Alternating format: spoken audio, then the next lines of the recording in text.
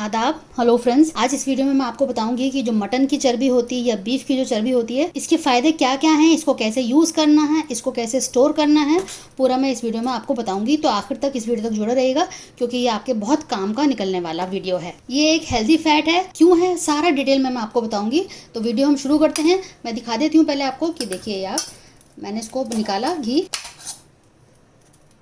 कितना बढ़िया घी इसका निकला है, बिल्कुल चिकना घी निकला है, बहुत बढ़िया है।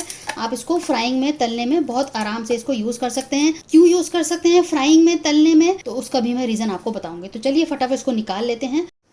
नीचे डिस्क्रिप्शन बॉक्स में आपको एक लिंक मिलेगा, तो आप उसको पढ़ लीजिएगा। तो अपने जो फैक्ट्स हैं उनको ऑथेंटिकेट करने के लिए उस आर्टिकल को आप पूरा रीड कर लीजिएगा। लिंक आपको डिस्क्रिप्शन बॉक्स में मिल जाएगा। बीफ की चर्बी को हम लेंगे, आप सेम प्रोसीजर से, बिल्कुल वही प्रोसीजर यूज़ करते हुए आप मटन के भी चर्बी से निकाल सकते हैं घी। तो सबसे पहले मैं इसके जो फ़ायदे हैं मैं आपको बताती जाऊँगी, साथ साथ मैं अपना काम भी करती जाती हूँ। तो सबसे हम क्या करेंगे, क्योंकि बड़े बड़े टुकड़े होते हैं ये, तो इनको हम पहले छोटे छोटे टुकड़ों में काट लेंगे। आसानी से कट जाते हैं। इनको अच्छे से धो लीजिएगा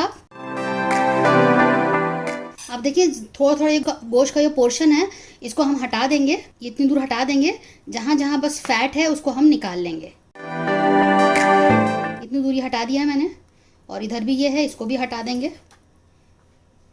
बाकी मैंने ले लिया है। तो इस तरह से जहाँ ज़रा सा भी गोश्त हो उसको आप हटा दीजिएगा। और एक आप स्टील का बर्तन इसमें सारे लीजिएगा, कोई प्लास्टिक का बर्तन मत लीजिएगा। और स्टील की छन्नी मेरी ऐसी है कि डबल लेयर की है। अगर आपके पास डबल लेयर की छन्नी नहीं है तो आप इसके अंदर कपड़ा लगा लीजिएगा, जो मलमल का कपड़ा होता है साथ में लगा लीजिएगा छानने के लिए। तेल को हम साथ साथ छानते जाएंगे। तो आप पहले से तैयार करके रखिएगा। घी निकालते वक्त हम थोड़ी सी जो एक महक आती है उसको कम करने के लिए हम 1-2 इलायची ले लेंगे और 1-2 लौंग ले लेंगे। आप चाहें तो उसमें दालचीनी भी डाल सकते हैं।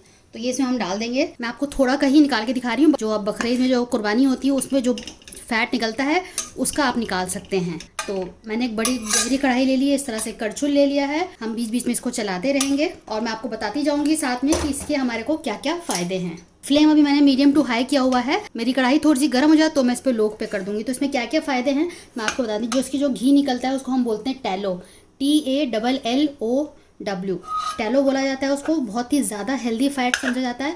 हमारी जो दादियाँ नानी होती थी पुराने ज़माने में वो यही यूज़ करती थी। आजकल जो नए एडवर्टाइजिंग और मार्केटिंग वालों ने वेजिटेबल ऑयल को फेमस कर दिया है, रिफाइंड ऑयल को फेमस कर दिया है। घी, बटर, ये जो बीफ का टैलो होता है इसको उन्होंने बिल्कुल एक किनारे कर दिया है। इसमें जो है गुड फैट पाया जाता है, यानी कि इसके अंदर जो सैचुरेटेड फैट है 45 to 50% है। जो मोनो अनसैचुरेटेड फैट है वो 42 के आसपास। मैं आपको अप्रॉक्सीमेट इसका वो परसेंटेज बता रही हूँ। और 4% इसमें पॉली अनसैचुरेटेड फैट होता है। कितनी देर तक इसको हम तेज़ आंच पे रख सकते हैं, उसका जो एक स्मोकिंग पॉइंट होता है वो इसका बहुत हाई है। तो इसलिए इसको फ्राइंग के लिए, तलने के लिए, बेकिंग के लिए बहुत अच्छा समझा जाता है। जो आप मैकडॉनल्ड्स में जो फ्रेंच फ्राइज़ खाते हैं या और भी जगहों पे, तो वो टैलो में ही किया जाता है क्योंकि इसका जो स्मोकिंग पॉइंट है बहुत हाई है। अगर हम रिफाइंड ऑयल में अपना तलना शुरू करेंगे तो उसका जो केमिकल कॉम्पोजिशन है इतनी जल्दी बदल जाता है कि वो सेहत के लिए बहुत ही ज़्यादा नुकसान देता है।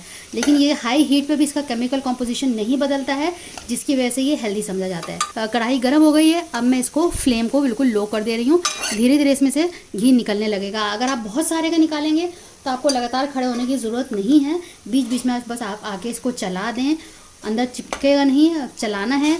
और जो घी निकलता रहेगा साथ साथ उसको छान के निकाल लेना है, क्योंकि हमारा मेटाबॉलिज्म हेल्दी हो जाता है। उसकी वजह से वेट मैनेजमेंट में भी ये फ़ायदा करता है। इसके अंदर vitamin A, D, E, K, B12 सारे जो फैट सॉल्युबल विटामिन हैं इसके अंदर पाए जाते हैं। इसके अंदर विटामिन D काफ़ी मात्रा में है, तो हड्डियों के लिए भी ये बहुत हेल्दी है। ये हमारी स्किन को हाइड्रेट करता है। स्किन प्रोडक्ट्स होते हैं उसमें थोड़ा बहुत ये पाया जाता है। तो आप देखिए धीरे धीरे ये अभी निकल रहा है।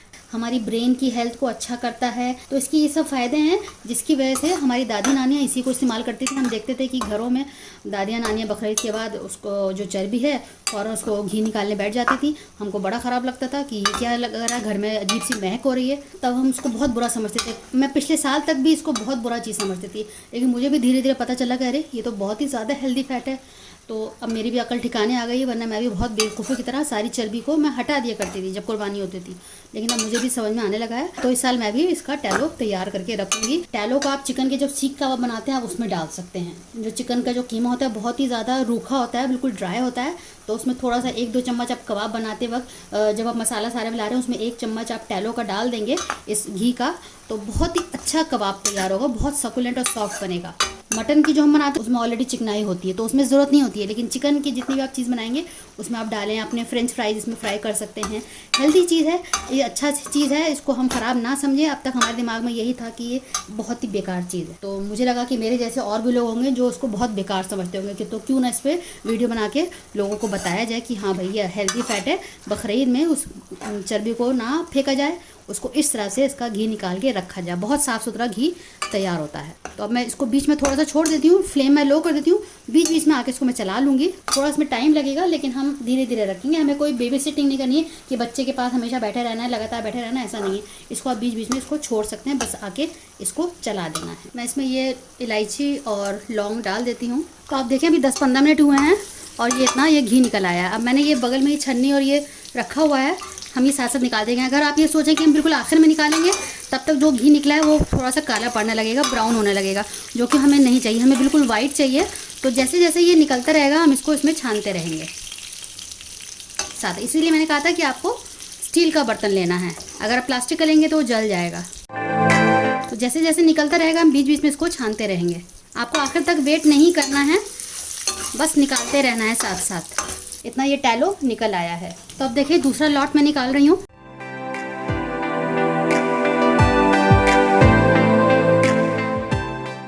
तो अब देखिए ये हमने निकाल लिया है, तीसरी बार है ये।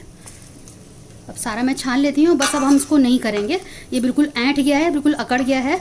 अब इससे ज़्यादा नहीं करना है। मैंने गैस को ऑफ कर दिया है। 20 से 25 मिनट लगे और ये तैयार हो गया है। इसमें ज़्यादा टाइम नहीं लगा है क्योंकि क्वांटिटी कम थी, वही क्वांटिटी ज़्यादा होगी तो इसमें ज़्यादा टाइम लग सकता। तो आप देखिए ये निकल गया है। इसको मैं एक बार और छानूंगी।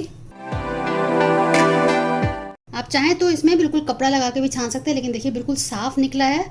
और जब ये जम जाएगा तो आप इसको स्टोर कैसे करना है, अगर कुछ दिनों के लिए रखना है, थोड़ा है तो आप बाहर किचन के काउंटर पे ही छोड़ सकते हैं। लेकिन आपको साल भर रखना है, 6 महीना रखना है, तो आप इसको फ्रिज में रखिएगा, बिल्कुल भी ख़राब नहीं होगा। फ्राइंग के लिए बेस्ट है, बेहतर है कि हम इसको यूज़ करें। तो अब मैं भी इसको यूज़ करूँगी। अब इसको यूज़ करते हुए मैं चिकन के सीख कबाब की रेसिपी डालूंगी। तो आप मेरे चैनल से जुड़े रहिए, आपको इसी तरह की इंपॉर्टेंट टिप्स मिलती रहेंगी। अगली बार मिलते हैं किसी नई रेसिपी के साथ, तब तक के लिए शुक्रिया। देखते रहिए शहलाज दस्तरखान।